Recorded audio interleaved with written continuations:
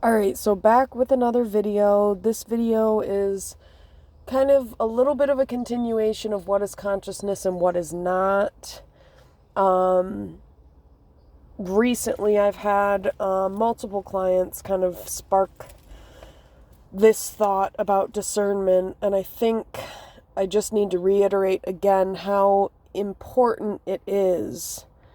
One of the greatest lessons on the spiritual path is discernment, is developing discernment. And I think this day and age, it's a whole hell of a lot harder because we are connecting more with other people. Because discernment and consciousness, how do I put this? It's developed by interacting with other people or seeing other people or connecting in a sense with other people. But it's an internal process and knowing, and that's what can make it difficult, because I think a lot of people are disconnected from their intuition, they're disconnected from themselves, so then when they go, find some information on the internet or learn about something, it's hard for them to discern the information. Or, for example, there's a lot of misinformation out there. So one big thing that's going on that we have noticed where I work, period, other clinicians have noticed this, actually other people pointed this out prior to me, actually. Well, that's not true. I had clients who were thinking this too, but there's a big thing where there's a lot of information going around on TikTok about neurodivergent personalities and all these traits that are aligned with being neurodivergent. And the thing that you have to remember is, this information is being put out there by random humans who can pretend to have credentials or who can act as if they have done their research and blah, blah, blah. But at the end of the day, unless they're actually on there as a licensed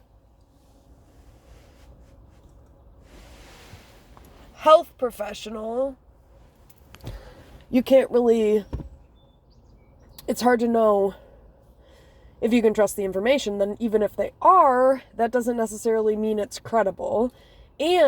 Or even if they are, I think what people need to understand is that a lot of times disorders have overlapping symptoms. So, for example, one of my clients was talking about this one guy who had posted about neurodivergence and how, being really resistant to completing tasks, or being really resistant or avoidant to completing certain tasks, or even tasks you enjoy, is a sign of neurodivergence. And it's like, okay, well, that is the most general shit ever. That can also be a sign of depression. That can also be a sign of anxiety. People with anxiety and depression tend to procrastinate a lot. They tend to avoid getting things done, even if it's for their greater good. For example, I have horrible anxiety. I've been putting off my work for weeks. I know that's against my greater good, but I'm fucking doing it anyway. Does that mean I'm autistic? No, motherfucker. That means I'm fucking anxious, I'm stressed, and every time I think about doing it, I don't do it, which can also be self-sabotage, which can also be a product of trauma and depression and anxiety, etc., etc., etc. So that's the other thing that you need to take into account, is that some of these people who are going on here claiming that, that's a trait of autism and blah, blah, blah, yeah, that could also probably, or like what I'm describing right now, that can be a trait of other things as well. Disorders have overlapping symptoms. And also, to be honest with you, I've never heard about that with autism being a thing. So I don't really necessarily know as far as that goes. I'm not going to sit here and pretend like I do. That is one area that I'm not super educated in. I have not worked with that population. I mean, I'm just going to be straight up with you. I have my areas of weakness and my areas of strength. That is definitely not an area of strength. And an area of strength is anxiety. Definitely work with a lot of clients who have depression, anxiety, and things like that. But yeah, that to me, it's like, because this person was talking about, oh, this is a subset category or whatever. And it's like, I don't know, maybe it is. And those are things that are really not that uncommon with a lot of disorders. So I think that's the thing to remember and recognize, is just because you do that doesn't necessarily mean you're autistic. And just because you're autistic doesn't necessarily mean you're going to do that. I have to look up that information actually and double check it. But yeah, so I think being careful about what you take in. And then I think the other thing is, I keep hearing people regurgitating information that they hear on the internet, and it's like, it sounds like scripted. And so I think the other thing that I'm starting to realize is that there's a whole new wave of, and I already said this, people pretending to be conscious or spreading this information that is supposedly conscious, and then random people are going back and regurgitating it and claiming that they're conscious and they know this information and they know the truth and all this other stuff. But again, like I said, some of these things, yes, they are true, but I think you really get to a true state of consciousness when you say, yeah, I've learned these things, and at the end of the day, nothing's real, and not allowing that to run your life, like all this information and, deriving certain meanings from things, or I think you got to be careful when it comes to the information that you are hearing on the internet and what you're taking in. And then again, questioning its value to you to even think in that way.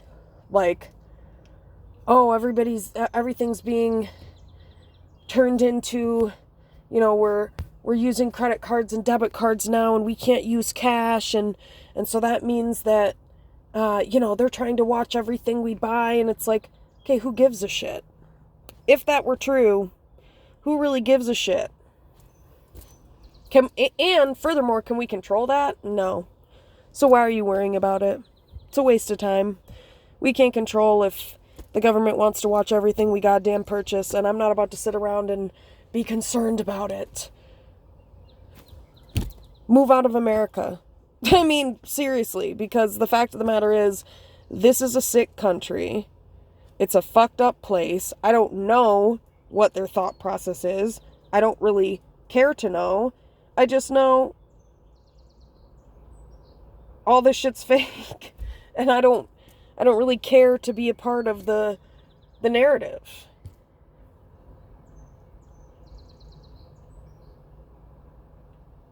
I think it's important to have information, to have knowledge, to educate yourself to the best of your ability. And I think at the end of the day, connecting with yourself and really getting to know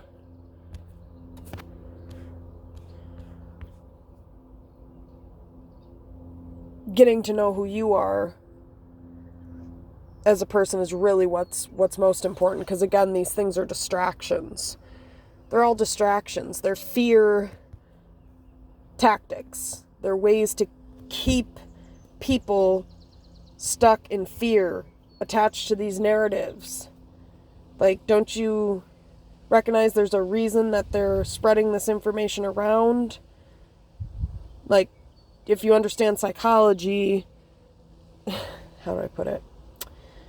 It's like, knowing this knowledge may do more harm than good to people, because it's like fear-mongering. It creates fear. And then that fear still keeps you stuck. It keeps you disconnected from yourself because you're busy worried about all these things that are supposedly going on that are attached to these things that are happening in society, and while you're wasting your time distracted on that, you're not tapping into yourself and what you need on an individual level, which is the highest level of consciousness.